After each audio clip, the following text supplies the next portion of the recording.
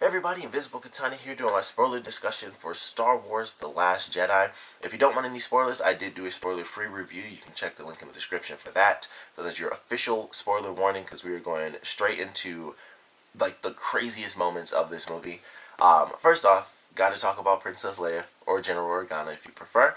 Um, the part where she used the Force was insane to me. I was not expecting that. The scene when it happened, when she like first gets like sucked out of the ship, of course, obviously with Carrie Fisher passing away, it was like, oh, because one of the things I knew, because I was like, big news is like, oh, Carrie Fisher passed away. She finished her filming for this movie, so what are they gonna do? And they said they were gonna keep it, it would just like keep it the same, and I was like, oh crap, like it was like kind of effed me up a little, honestly, watching it, because I was like, that's why they kept it the same, because she was gonna die in the movie, and then I was like, nope, crazy twist, she gained, like control over the Force, and she's in space, in the vacuum of space, and she didn't, like, she brings herself back to the ship, and it was like, that is nuts. Like, that is not something I ever would have expected, was to actually see Princess Leia, like, use the Force. Or General Organa. I'm gonna, obviously, I'm stuck with Princess Leia. It's been decades with that. But, seeing Leia use the Force and, like, pull herself back to the ship and actually survive, that was nuts. And I love that scene. I was like, holy crap. That was, like, one of those what the F moments. Like, there were about 3 of those in the movie. But that was number 1 for me. It was just like, well, I did not see that one coming. That's insane. Of course, number 2, going to Snoke and Snoke dying. Didn't expect it. And I think this is where we get into the realm of why a lot of people hate this movie. I legitimately feel like some people hate this movie for this moment. Because not only is Snoke none of the theories that we thought were, is like, is he Darth Plagueis? Is he the guy that Palpatine was talking about who can cheat death? Because honestly, I was like, if he is, let's see what happens. He was chopped in half. If he comes back, then he's Darth Plagueis. Let's see where this goes. That was not the case. That dude is toast. He's dead. In half, he's gone.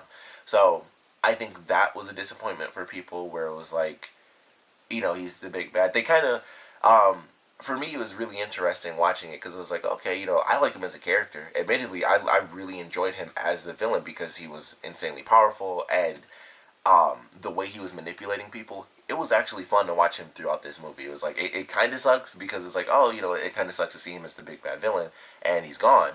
But at the same time, I don't mind the transition of, Kylo Ren taking over, where he had that element of betrayal, because I was like, well, what the F is about to happen now? Because they go through this whole process of the movie with Rey and, Kylo talking to each other, which is really cool. Like, I actually loved that element of the film, where it's like they kind of get bonded together, and it's like, even when they first meet, Kylo's the one who says, like, oh, someone else is doing this. Like, the effort, would destroy you. So, they end up having this connection, and they're going back and forth. It was almost like two people who are like in different families who aren't supposed to love each other. It was kind of like that, where it's like, I'm on the light side, you're on the dark side, but like we can team up, we can join each other. Like, you can become good. Like, it's fine.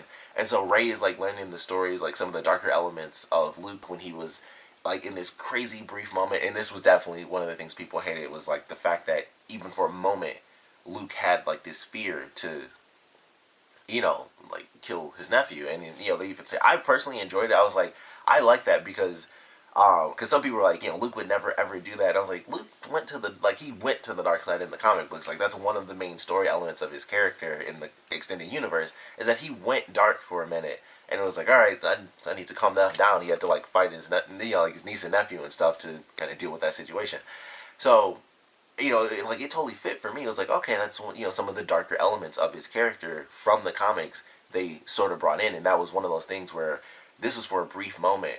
He was like, I need to stop this rise in power, like in evil, in the Sith, and it was like, like he had that moment of clarity, like, what am I doing? And then it was too late, and he kind of officially sent Kylo down the path of the dark side. So I love that storyline. I was like, that seems really cool. I personally wish we got to see more of the flashback, because I would have liked to have seen what Kylo did and like the Knights of Ren and all that stuff. I do wish we got to see more of that, because that's one of those things where it's like, oh man, we're going to get like the full flashback. It's going to be a lightsaber battle, and we get to see Kylo Ren be like, you know, the most powerful amongst all the students, and he's like fighting people who used to be his friends and stuff, and then like some of the other kids join on the Knights of Ren, but we didn't get to see that, and I was like, that sucks, because I thought that, you know, that was one of the things I was kind of hoping for, especially when they go through like, no, that's not the full flashback, and I was like, here we go, and then it was like, no, it was still just them in the cabin, and then, you know, Luke woke up at the end, and I was like, I thought we were gonna get some more epic stuff there, but you know, I still really love that, and then when they have the moment where they're on the ship, whatever I forgot what they actually call that, because I don't know if that counted as another dreadnought. I think it had like a different classification, so like the grand ship, you know, Snoke's ship. But when they're there, and of course, you know, Snoke is talking about like, I was the one that got you two in contact because I knew he was, you know, too weak to resist it because he's still got that conflict, and I knew you know, you were too naive to understand what was, you know, basically happening. And you know, they go through this stuff, and you know, Rey is like, you know, I saw your future where you decide to turn, and you know, it was a very interesting moment where, you know, Kylo says like, I know, I saw your future too, like I know who your parents are. So they go through it, and you know, Rey's like, oh, you know, you're not gonna win and stuff like that. And Snoke's like, oh, I can see every move that he's making, and it's like, you know, and I love the fact that he legitimately didn't realize what was happening. Like he saw what was going through Kylo's head, where it was like, you know, he's turning the blade and he's ready to strike his true enemy, and then he, you know, flips the lightsaber on and he sticks straight through him, and like that whole scene, I was like, so does he know? Like I was curious. I was like, I couldn't tell if Snoke knew that he was talking about himself or not, because I was like, is he effing around like he doesn't know what's happening and then he's gonna be super pissed, or does he truly not know? And it turned out he really did not know, so he gets sliced in half, and I was like, I did not see that coming, because you know, like I said, after that it's like, well, if he's actually turning, who's gonna be our bad guy? Like General Hux, sure, he can lead the resistance, but he's not like a force user. There's not much of a threat there outside of he's just a general, which I guess could technically be a thing. I mean, if you watch, you know, Star Wars Rebels, or if you don't watch it, the main enemy there is not, you know, force users, Grand Admiral Thrawn, and he's super awesome. So, you know, technically they could have totally done that in the movies if they wanted to, but I was like, that's crazy. Like they just killed him, so they're both gonna be on the light side now. Like Kylo's coming back and he's gonna be with the good guys, and hooray. And then it's like, no, that's not the case. They have an insane moment where they're just fighting all the guards and everything, which was super cool. They were, I mean, he decapitated one of those guys. Like he did a spin and just went, whoop, and that guy's head just went and rolled on the ground. I was like, yeah, I've been there in the video games, but haven't seen it in the movies. So that was definitely an interesting moment where it was like, you know, no blood or anything. So it's just like, yeah, let's just chopping and stabbing. I mean, the end of the fight, he's like, thanks, and he just hits the lightsaber on and stabs through somebody's head, and it's like, all right, cool. Oh, that's done. I mean, they were just chopping people up left and right, and I was like, that's super awesome. Love that whole sequence. So that was great. But then it gets to, you know, them after everything's all said and done, and Kylo Ren is like, all right, come on, like let's leave the past behind. Let's team up. And that, you know, that was like straight from Empire Strikes Back. I mentioned my spoiler-free review. That was the moment that's like straight from Empire Strikes Back where I was like, I wish they didn't have him say that, because you know, I mean, it was the exact story beat where it's like, you know, join me, you know, and together, you know, we can rule and stuff like that. And it was done in a bit of a different way, but it was still like that, you know, that same element of like, you know, have the hero join the villain. And I was like, I wish they didn't really, you know, do it like that. And it was kind of a back and forth thing, but I still enjoyed that sequence where it was like him, you know, first he kills off Snoke, and then you know, they wipe out all the guards, and then it's like, all right, you know, we got to forget the past. Like we leave all this crap behind, and that's when they go through the second big revelation, which I think made people pretty mad, is that there is no epic, crazy storyline about Rey. She's just this girl. Her parents were crappy. They sold her off, and she was just on a crappy junk planet. That was it. Like there was no epic backstory. She's not a Skywalker. She's not, you know, related to anyone. You know, there were like all the theories for the past 2 years where it's like, maybe she's this person's kid, maybe she is a Skywalker, maybe she did this or did that. Apparently in the comics, there is a story where her parents supposedly helped Luke, like find the first temple or something like that. I don't know if that's true or if that's just extended universe stuff or like former, you know, legacy or all that crap. Who really knows? But I don't know. Like, that's one of those elements where it's like, that could just be something they said in the movie because they didn't have an answer for it. Just like, oh, where'd you get Luke's lightsaber from? You know, in the last movie, it was like, that's a question for another time. It's like, that just means for another movie. We don't know. We don't have an answer. So somebody else will write the answer for that, which they still didn't do. So I'm kind of waiting, like, where left it. How did Maz get that lightsaber? Like, she needs to come in the next movie so we can figure that out. Um, but it's just one of those things where it's like, you know, for me personally, I was like, oh, that's a twist. You know, like, there is no epic relevance. And I think that I wouldn't be surprised if someone legitimately told me, like, I didn't like this movie because the main villain, or, you know, who we thought was going to be like the big baddie, died, and Rey's parents are irrelevant. Like, I would not be surprised if somebody said they did not like the movie because of that, because that was a huge deal. Whereas, like, she's got to be a Skywalker, or she's got to be, like, somehow related to the characters or something. And in all honesty, I'm totally fine with her not being that way, because then it's just like, well, we knew it the whole time then. She was just a Skywalker, which wouldn't even make sense, because in all honesty, it was just like, well, like, it just doesn't make sense. Like, if everyone met her and nobody knew that like, how would the reveal be that she was a Skywalker? It just wouldn't have made sense. Like, she would either be Luke's kid or she would have been Leia and Han's kid. So it's like, those are literally your two options for who her parents are. So it's just like, all right, well, Luke comes along, he's gonna, you know, it's the Force. He's gonna know that that's his kid. Same with in the last movie, if it was, um, you know, Han or Leia, like, if they saw their daughter, like, it just wouldn't make sense that if she was related to any of them, it just wouldn't have made sense in any logical way how she could possibly be related to them. And they let her go, but the first kid, you know, like Kylo, they're like, no, let's totally keep him, but we have our daughter who's like, you know, a year or two later, let's just drop her off on this planet. It just wouldn't have made any sense. Like, it never made sense that she was going to end up being a Skywalker. That just it didn't work. So I feel like people might be super mad because of that. Personally, it's like, whatever, because all they would have done anyway was make up fake people. Because, like I said, for me personally, it never made sense that she would have been a Skywalker. But I don't know. I think people might be super mad about that. Snoke is not Darth Plagueis, so it's just like, you know, the things where it's like, all right, you know, twist. You know, that dude doesn't matter. Kind of had pretty much exactly, he had a Darth Maul moment where it was like, can't wait for this dude. Oh, he's been chopped in half. Maybe he'll come back in another Star Wars cartoon. I highly doubt it. But, you know, he's gone. Like, he's gone. He had an epic moment. We got to see him do some Force lightning. I love that he shot Force lightning at the ground and it bounced and then it, like, reflected and hit Kylo. That was, like, one of my favorite parts of the movie just because that looked funny. Also, him, General Hux in the beginning, and he just slammed him to the ground. The way he screamed as he was being dragged, I was like, I love that. That was just super funny.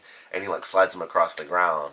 And I was like, that was pretty awesome. Like, that was just a cool moment. But I was fine with those elements. Like, I like the twist that Snoke was actually killed off, and now Kylo is the insanely unstable leader of the First Order. Like, that is a huge deal to me. And they even show that at the end when he's freaking out over Luke, and he's like, I want every gun that we have fired on him, and he's like, he's screaming more. And then General Hux is like, that's enough. And he's like, that's, you know, he has to take control a little bit. Like, that's enough. And it's like, the two of them don't like each other in general. Like, that was in the first movie. And now they're stuck with each other. I mean, unless Hux leaves, you know, the First Order, which I doubt he'll do, unless he leaves, they're effing stuck. Like, it's the two of them. It's like a buddy cop movie where the buddies hate each other. Like, that is what the next movie's going to be. And I don't know. I think Kylo might just end up killing him because he's going to piss him off at some point. I don't know how in the world that's supposed to play out. But I'm excited for that dynamic. In all honesty, I think that'll be a cool element of the next film. And we'll see if Kylo, you know, in between the films has some sort of progression where he, you know, matures a little bit. And I think he does just a tad at the end. I think he does a little bit when Luke kind of F's with his mind where he's like, if you strike me down in anger, I'll always be with you just like your dad. And he tried to do it anyway. But, of course, in the beginning of the movie, the whole point of his character is that conflict. And, you know, that's like the structure of his character is that conflict. And he fought it. And it's like, boom, I killed my dad at the end of the last movie. But he couldn't kill his mom in this one. And he was freaking out. And he was going to try to kill his uncle. But then it was like, oh, you know, couldn't do it. You know, I wasn't here for you to actually do it. And even though he was trying to strike him down in anger, he technically never got that opportunity. So it's like this weird moment for his character, you know, towards the end there, where he goes into the room and he picks up the like the dice, and that's supposed to represent Han, and it's just like this just interesting little moment for his character as it gets to the end. But I liked what they did with it. I thought it was great. Definitely not what I was expecting, but I didn't hate it. Like I said, I wouldn't be surprised if that's why people didn't like it. You know, it's like all the theories were wrong. She was not a Skywalker. She's not someone important. Which they could totally switch up. They could totally lie and be like, yo, that's what Kylo was saying, you know, to make you angry. Because he was, like, everything he said was like, you know, they didn't care about you. They just left you and they traded you for scrap and this. And they just left you and didn't care about you. Join me. Like, let them go. Like, nothing is there. So they could totally bring that back in the next movie and be like, no, he just said that to try to get her to turn because there's nothing he could possibly do outside of saying your parents never cared about you. Because that was like the whole thing where he says, I didn't hate my dad, but you have to let the past die to, like, be your true self. That sort of thing. So he's constantly trying to cut it away. And because he was trying to cut away his own parents, I feel, you know, they could totally say, like, that's all he was doing. You know, in the next movie, I mean, that's, for now, that seems like the truth. But in the next movie, it could be revealed, like, no, you're actually totally important. You're, poof, magical lineage. Could totally be that way. I wouldn't care if it is or if it isn't. And, you know, her not being from anything special totally ties into that kid at the end of the film who got the resistance ring from Rose, where he uses the Force. Like, he used the Force to, like, just grab the broom. And it's like, okay, it's that idea that the Force is just out there. Like, you don't have to be a Skywalker to be a Jedi. You don't have to be, you know, Kyle Katarn, like, super extended universe reference. But you don't have to be like these specific special characters to be able to utilize the Force. The Force is just there. It's in the world. Anyone can, you know, technically kind of tap into the Force. Some people are just good at it. Some people are not. So it totally taps into that idea at the end of the film where it's just, Rey doesn't need to be special. She's allowed to just be powerful in the ways of the Force. It just happens. Like, that is a thing that happens. Granted, there's some issues there still. You know, the fact that she was suddenly so powerful, that is still a bit of an issue. But at the same time, that's happened before. Like there's story elements that people don't care about because they're not the movies. But it's happened before. If you play, like, the Force Unleashed video games, the whole point of that is, like, the beginning of the game, Darth Vader finds this Jedi, and his son, who's like 3 years old, took Darth Vader's lightsaber. Like, he used the Force. He was that powerful. He just, like, took Darth Vader's lightsaber out of his hand. So, like, characters can be that strong and just naturally, you know, it's not like this kid, you know, he's 3. He didn't have, like, epic, insane training. He was just a kid. And then, unfortunately, Vader, you kidnapped him and made him a bad guy. But, you know, that's a part of Star Wars. Like, some people are just powerful like that. It's just a thing with the Force. You can have very little training and become powerful. It just happens. You know, technically, Luke did it. I mean, if you watch the first movie, Luke hardly had any training. He had the little thing where he got shot in the ass with the blaster trying to block because he sucked at it. And then at the end of the movie, he's able to use the Force to make a nearly impossible shot. Like, the characters do that stuff. That's the point. They're the main characters. Main characters always do the stuff that no one else is able to do. That's what main characters are for. So, for me, it's just like, that's a part of Star Wars. It always has been. Every version of Star Wars has been that way. That is literally the point of Anakin Skywalker. He is Force Jesus. He has no dad, and he's just insane. It's been the story of Star Wars forever. So, I don't know. People are super mad about it with Rey. I think this probably just made them even angrier, where it's like, she shouldn't be able to do this and that. It's like, I mean, Luke did it. Anakin did it. Anakin is random. Like, I mean, he becomes Vader, but that doesn't really mean anything. You know, Luke didn't train under Vader. That's not why he's powerful. He trained under someone else. So there are these dynamics where it's like, it doesn't really matter. Characters that are strong with the Force are just strong with the Force. That's just how it's always been. And the strongest characters will always be the main characters, because that's how media works. The best character is always the main character. So that's just how it is. And so Rey has these abilities, and even though she goes through, like, very small amounts of training, she still has, you know, these abilities and things like that. And I'm fine with it. Like I said, I understand if people are still mad about it, but like I said, I feel like that's always been in Star Wars, where the characters don't really have training in certain elements, and yet they're somehow insanely proficient. You know, stuff like that. And even Rey has, like, some training, like, you know, as far as, like, fighting, she could fight, like, in the first movie, we see that. So there are elements with that where it transitions into, oh, excuse me, where it transitions into her being able to use a lightsaber, stuff like that. Because even in this movie, she doesn't really get, like, fight training from Luke. She just uses her own skills to fight. It's just a different type of weapon. It's excuse me. Suddenly, I'm sneezing like crazy at the end of this. But, you know, she's got skills with her her staff, which is a totally different way of fighting than using the lightsaber. But she knows how to fight. She even does, like, the upside down style. I forgot the name of that, but I was like, man, if that became like her permanent style, that would be so sweet. Because they, only like Ahsoka has that from Clone Wars and Rebels, and everyone else it's right side up. So it's like, man, I would love it if they did that in like one of the main movies. A character did like the upside down style, which totally has a name. I just don't know what the name is. But yeah, enjoyed the film. I mentioned in my spoiler-free review the stuff with like Finn and Rose. The least exciting storyline. For me, mostly it was just the fact that that was the one where like a lot of the comedy came into play, and I didn't really enjoy all the comedy. I liked Benicio del Toro. I liked his character and him first popping up and how silly he acted with them. That was a cool little moment of them first being locked up. So I like that.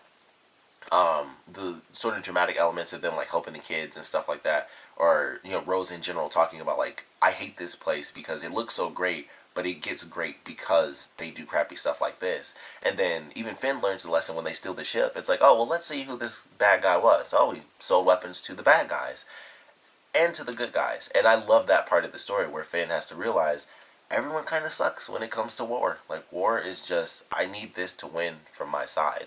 And I thought that was cool. And I feel like that's something that'll play a bigger part in the next movie for his character deciding, like, who is truly the worst out of everyone that he's involved with. Also, this is another thing that I can totally understand, because I hated this person. This is like the thing that I personally hated. Unless Captain Phasma can survive fire, she's dead, which is the dumbest thing in the universe, because that was a wasted character. Snoke still had some cool stuff. Even in this movie, Captain Phasma still had nothing. She had like a mini little fight sequence, and she pulled out that tiny blaster, which I thought was kind of cool, and then she probably died, and that was it. So if she is officially dead, unless she comes back and it's like, no, she survived that. Considering her thing, first of all, it was super awesome when Rose shot her, and we find out that her thing is not just cool and silver, it's actually able to like totally reflect blaster bolts. That was awesome, because when she shot her and she just stood there and was just like boom and it bounced off, I was like, I didn't see that coming. I thought it was just like, she just looked sweet because it's like, let's have a reflective stormtrooper suit. No, that thing is actually like blaster proof, so that was awesome. So if we can do that, she can survive, and I guess she might come back burnt up because they did like the whole Darth Vader thing with like the one I was showing and stuff like that. But yeah, if she's actually dead, that's just dumb. That I would say just plain stupid, because that was the whole point, was that she wasn't utilized in the last movie. She's still not utilized in this one, and if she's dead, she cannot be utilized unless, surprise, she becomes a Force ghost. I don't know. That was like the one thing where I was like, that I did not enjoy. Like, they killed her off and we still got nothing out of her character. So I don't know. I feel like we at least got something out of Snoke, and of course his death leads to something cool with obviously Kylo taking over. But overall, enjoyed the movie. Loved the light speed scene. Absolutely phenomenal. That was freaking amazing. Just watching that was like, love it. So I can't wait to see that again. As a whole, really enjoyed the movie. Excited to see it. My camera's about to cut off, so I gotta end me just rambling on. But loved it. Luke at the end was awesome. I love the fact that he came in as like young Luke, because when he first showed up, I was like, he can't actually be here. Something's going on. And he had the lightsaber, which I was like, how would he get to the ship? I was like, he has to be kind of like force projecting right now. So that was a pretty epic moment at the end there. But love the movie. Him in all black looks super sweet. That was a super badass look for him. But enjoyed the movie. Excited to see it again. Would love to know what you guys thought about it. So please put your comments down in the comment section below. And of course, thanks for watching.